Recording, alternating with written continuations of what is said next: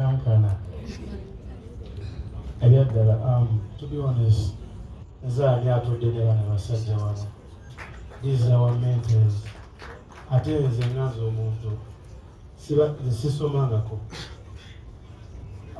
buli kimu nakyeyigiriza kuva ku street naye empisa ze nnina kutunuulira bano abasajja era maani njala beebaza kubanga mweyawulamu mube ekifaananyi ekituufu ekigenda otukuza ffemu bazadde baffe era nzirewo ndi wano nkankana era nze olunaku nina show yange Lugogo Cricket Oval yaliyo baali bagitaddeyo nga 14 but when I heard nti waliyo show eyo ne maama I had to remove it because I'm your fan. Understand? It's my first concert ever.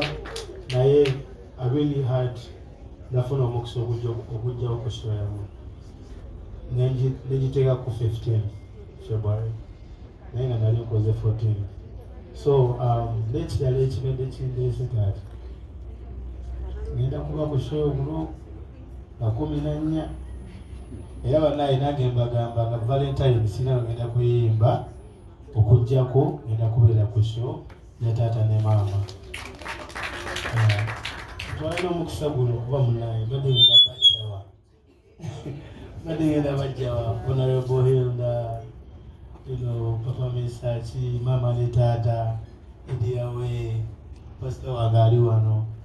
Tugenda kubeera ku show ya Mama ne Tata mukitegedde bataata ne maama ngenda fukamira nange mbayise ku show yange musapoti.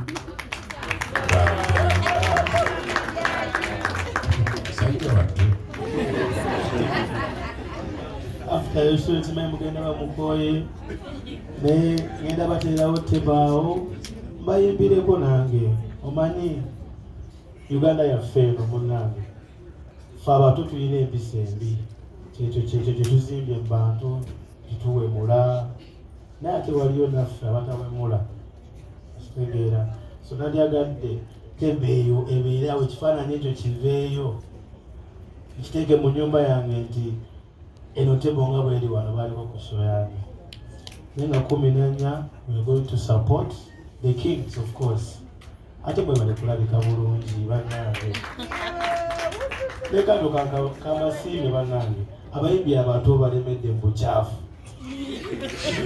naye n'abasajja ne bamaama bwafaanana mubadde bifaananyi ebirungi gye tuli ate era ne bimalayo naye abaana bakyalimu okukoppa abamu tukopyeko naye nga 14 abesuubira ebyo ebyange bannange obukyafu bwetegeera abayimbi abato pasita lungamya ebintu binegera kugenda wa mukulu kubanga gwe Katonda yakuteekako feva ate Mukama agaba nakajja kansoke nini ulidde mungi wetegereza embeera ozigeze abantu baweddeyo gwose bagenda wa mukulu dda Ediawe wetwali Nairobi mu Amerika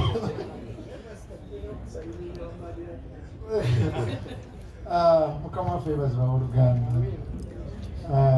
abagole baffe Honorable wange ne maama Honorable Kayemba, Honorable Hildeman, Papa Misachi tukwagala papa tukwagala Ediawe I love you. Ono nsaba naye nansana bambe mumuwagira ina show naye musajja wantu tubeereyo bwetubeewo omukulu tugende omukulu ye ngwatale ku musajja wantu. It's my first concert ever, so atidde nnyo omanya kati bannange nze mukulu gwe nasanza yogera yantiisiza ebigambo yadde binene nnyo naye bwe bankubidde essimu ssebo Honorable nga mbeerewo I felt very honored, humbled and undeserving. Naye Katonda okutuuka leeta naye ntuuse waliweza emyaka gyange nga kitegeeza nkwagala nnyo nnyo nnyo nnyo nnyo ne maama nzijukira walayo limisi mbebaza nange nga Gumedi bagambye tusigira ekifaananyi ekirungi eky'obufumbo. Obufumbo bw'abayimbi buzibu olaba abulesa asimba naye mutusiigidde ekifaananyi bwe ndaba wano papa message ne ndaba nga naye atuddewo. It shows maturity and painting a good picture for us. Kwagala nnyo ng'omuntu kati lwera biganye naye nga nsanyuse okubeera wano. Tugenda kuwagira simanyi magisa kintasaako ebigambo bimbuze nange ndoza ninga kulemerete waliwo kembalinnya okujjukizawo nalebo katono nnyo namaze dde okwogera naye buke najjukira nze nga nkaleeta. Twalina ennyumba yaffe bwe tusula. Ennyumba eyo erimu ebisenge byali biina byali atongana kati ekisenge ekimu nga yonalebo mwasula, ekirala waliwo omusambi w'omupiira bali bamwitaani nyiima nga mwasula, ekirala nga nze mwensula ne Sserugga, ekirala nga landlord waffe mwakola ki. Kati ng'ennyumba eyo teyatuuka nga tulina kalediyo kaffe era bwe kasula ewange ntakasula wange naye nga bw'okateekako endiyo neewulira. Kakati bwe bwe twagabananga ki obwavu bwatulumanga nnyo naye nga twejaka. Musajja oyo yalinamu ku malala ng'agula tawulo enjeru zino empanvu bwe ziti. Kati nga tukeera ne tugula sumbuusa awo ewa dduuka lya muzeeyi Sonko n'obutunda obwo bakamulo bw'ekikumi omukulu nga yamutuma lidrink. Kakati nga bw'otusanga babuleetera mu kaveera ne tussa mu giraasi. Kati n'osanga omusajja asibye tawulo njeru nnyo agudde giraasi nekasumbuusa yeeyagalira kuba mukonyawo nga mugagga muki mugagga muvundu. Kakati nga nyo ekintu kyakola olumu abantu twababuzaabuzanga olwokuba amanya baali batandise okugawulirako wadde twali tukyali baavu nga balowooza tuliba tuli ki. Kati yabangu waliwo ayitawo bamuwala oba mulenzi aga nakati oli bwe yatulwangayonaga ng'amulega ekidomola sinira ku mazzi wali twali kumpira ekiri n'oluzzi yakikola emirundi n'emirundi.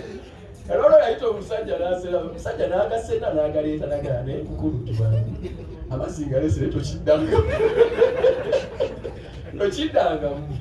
Kale enjuba bwavu bwatulumirawo nnyo naye njagala kugenda ku alubamu yaffe eyasooka ey'Abaami Mwajaabu.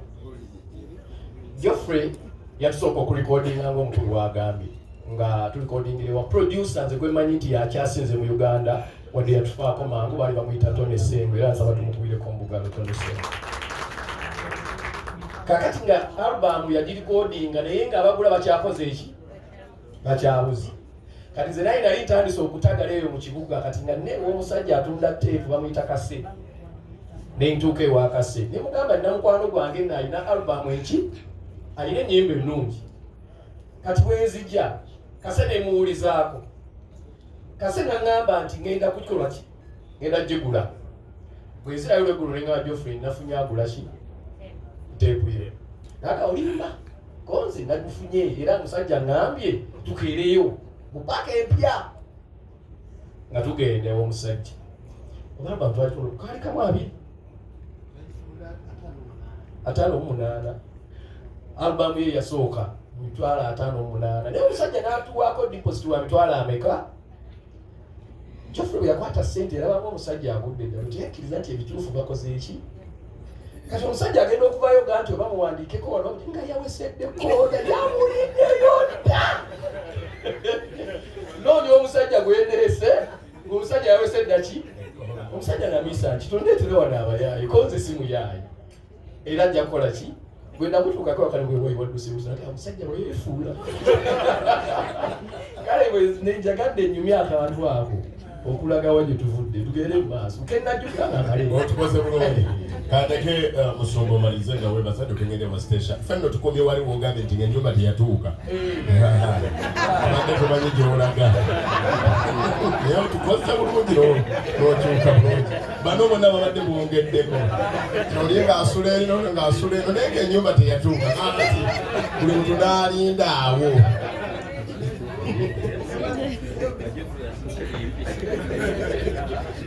kale ebyo gye Kasega yasinga okuyimbiza nze njagala kwebaza Honorable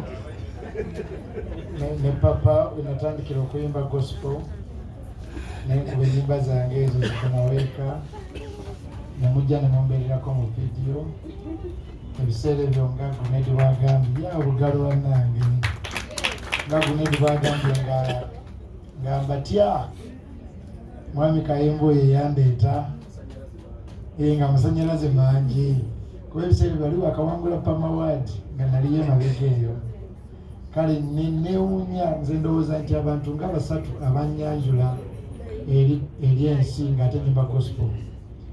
Bobi Wine yakkiriza n'abeera mu vidiyo yange ne Papa Message ne Kayembo oyo ne Honorable Taya.